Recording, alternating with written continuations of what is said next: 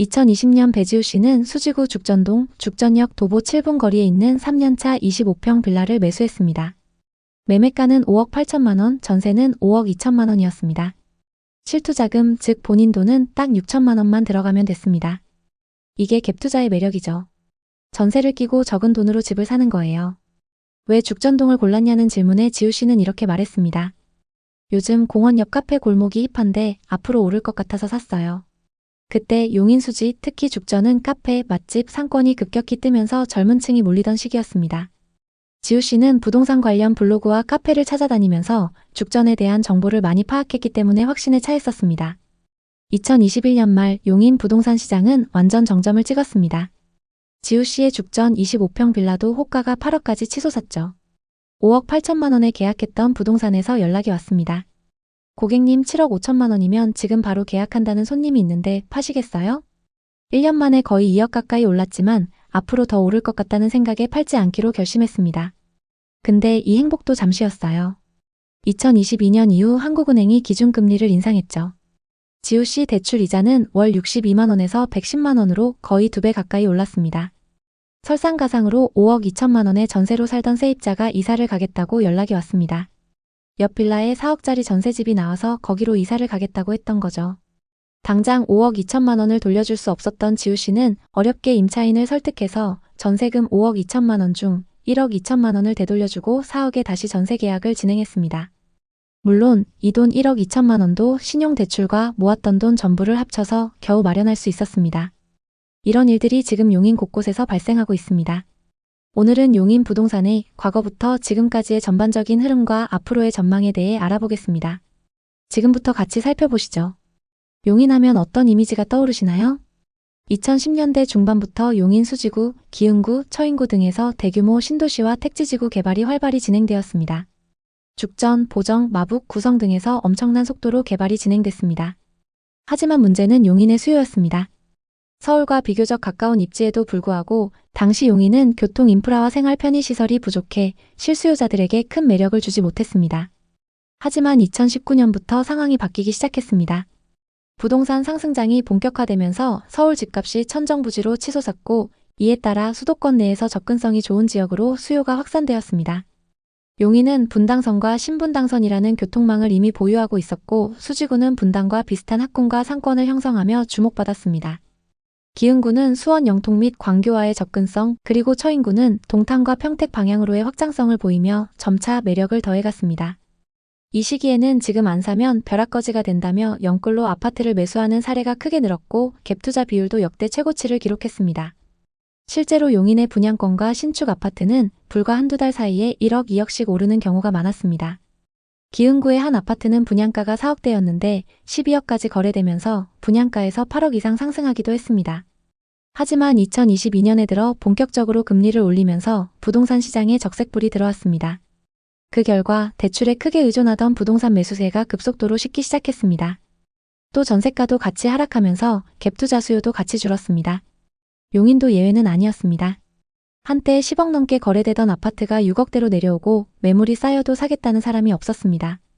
반토막에 가까운 하락을 보고 이제 용인은 끝난 것 아니냐는 전망이 흘러나왔고 실제로 고점 매수자 중에는 이자 부담을 이기지 못해 경매를 당하거나 큰 손실을 본 분들도 많았습니다. 엄청난 하락을 겪은 용인. 그렇다면 지금 용인 부동산 시장에 들어가는 건 어떨까요? 지금 용인은 정확히 어떤 상황인지, 가장 많이 하락한 아파트는 어디인지, 또 얼마나 하락했는지 자세히 살펴보겠습니다.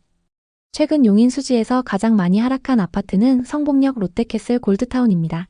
최고가 대비 2억 5천만 원 하락했는데요. 신분당선 성복역 초역세권에 위치한 아파트로 84타입 분양가가 5억 3천만 원이었습니다.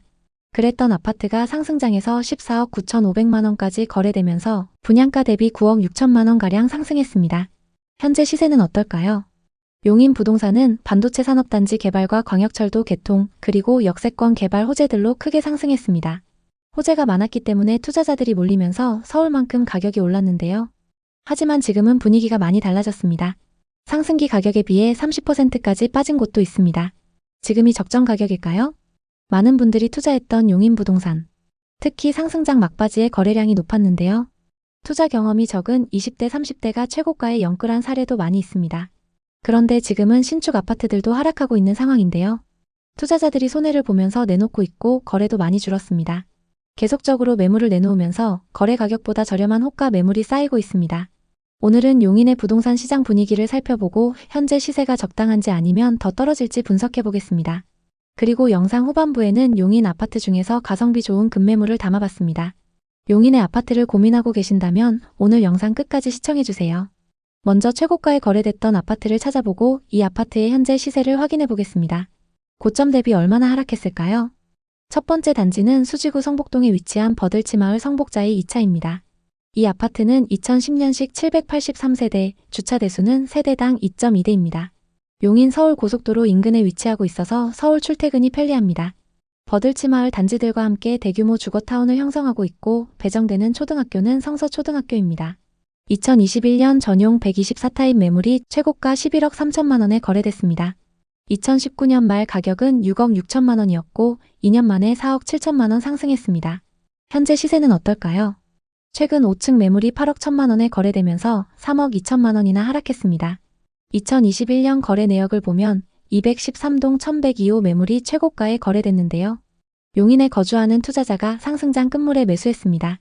상승기 때 11층 매물이 최고가 11억 3천만 원에 거래됐고 최근 5층 매물이 8억 1천만 원에 거래됐습니다. 무려 3억 2천만 원이나 하락했습니다. 현재 매물로 나와 있는 호가 시세를 확인해 보겠습니다. 저층 매물이 8억 2천만 원, 11층 매물은 8억 8천만 원에 나와 있습니다. 최고가에 거래됐던 매물과 같은 층 매물이 2억 5천만 원 저렴하게 나와 있는 상황입니다. 다음은 수지구 성복동에 위치한 성복역 롯데캐슬 골드타운입니다. 단지 바로 앞에 신분당선 성복역이 위치하고 있어서 대중교통 이용이 편리합니다. 주상복합단지로 롯데몰, 롯데마트를 포함해서 상권이 크게 형성되어 있습니다. 전용 84타입 매물이 21년 최고가 14억 9,500만 원에 거래됐습니다. 84타입 분양가는 5억 3천만 원이었고 상승장일 때 여기서 9억 6천만 원이나 상승했습니다. 현재 시세는 어떨까요? 최근 7층 매물이 12억 5천만 원에 거래되면서 고점 대비 2억 5천만 원 하락했습니다. 2021년 거래 내역을 보면 101동 2903호 매물이 최고가에 거래됐습니다. 이 아파트 84타입의 최근 시세는 12억에서 12억 7,500만 원 수준입니다. 현재 호가 시세로 고점 대비 얼마나 빠졌는지 확인해 보겠습니다. 현재 중층 매물이 12억 5천만 원, 고층 매물이 12억 9천만 원부터 나와 있습니다. 고층 매물 기준 최고가 대비 2억가량 저렴하게 나와 있습니다. 다만 거래 이력을 보면 23년 이후 꾸준히 상승 거래가 되고 있는 상황입니다. 이어서 용인의 분양 아파트 시세를 살펴보겠습니다. 현재 수지구에는 거래 가능한 아파트 분양권 매물이 없고 처인구에는 거래 가능한 분양권 매물이 많은 상황입니다. 청약 당시 경쟁률 5대1을 넘었던 처인구의 아파트를 살펴보겠습니다. 힐스테이트 몬테로이입니다. 이 아파트는 84타입 평균 분양가 4억 4,300만 원대로 분양을 했는데요. 현재 시세는 어떨까요? 3개 단지로 들어선 이 아파트는 30평대로 구성되어 있습니다. 84타입의 평균 분양가가 4억 4천만 원 선이었습니다. 현재 분양권 매물 대부분에 마피가 붙어서 분양가보다 저렴하게 나와 있습니다. 마피가 최대 5천만 원대까지 붙어 있는데요. 제일 저렴한 매물이 103동 4층 매물로 분양가 4억 3천만 원에서 마피 5천만 원이 붙어서 3억 8천만 원에 나와 있습니다. 경남 아너스빌 3개 단지가 거의 동일한 시기에 입주하기도 하고 주변 시세가 저렴하기 때문에 마이너스 프리미엄이 붙어서 나오는 상황입니다. 용인의 미분양 현황을 살펴보겠습니다. 2024년 초 일시적으로 증가했지만 금방 소진됐고 현재 적정 수준을 유지하고 있습니다. 일부 남아있는 미분양 매물은 기흥구와 처인구에 위치한 아파트들입니다. 용인의 공급 물량을 살펴보면 2023년과 24년 공급이 많았습니다.